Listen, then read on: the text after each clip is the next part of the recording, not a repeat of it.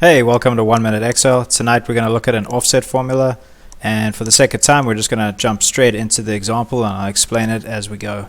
So using the example data here, we just got a income statement, and the goal here will be to locate the net income for Q1 and Q2.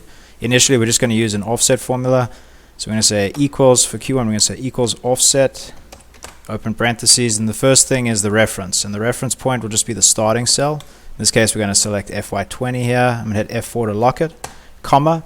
Okay, rows. How many rows do you want to go down? We want to go 4 to get to Q1. And while we're at it, we're going to go 4 columns over to get to the column here for net income. So let's go 4, comma 4, close parentheses, hit enter, and that is Q1 total. I'm going to go ahead and copy it over here for Q2, and we're just going to change the row formula. Everything else stayed the same, but instead of going 4 down, we're going to go 8. So let's change that first 4 for rows to an 8. And there you go. Those are the two net incomes for Q1 and Q2. Now, we can also do the same thing using a sum formula. You can combine a sum formula with an offset formula. So we're going to go sum, open parentheses, offset, open parentheses. Starting point is going to be here. Same thing.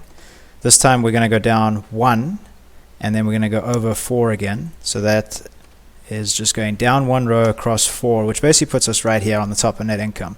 The height piece is now going to say, let's sum up 3 of these, 3 cells down. So the whole thing is going to get summed. And columns, in this case, we're not going over any columns, we're staying within the same one. So hit 1 there, close parentheses, yes. And I'm going to go ahead and copy this down just to save time. So for Q2, instead we're going to go down 5. We're going to start at April. So change the row there to be 5, hit enter, and that is an offset and sum offset formula.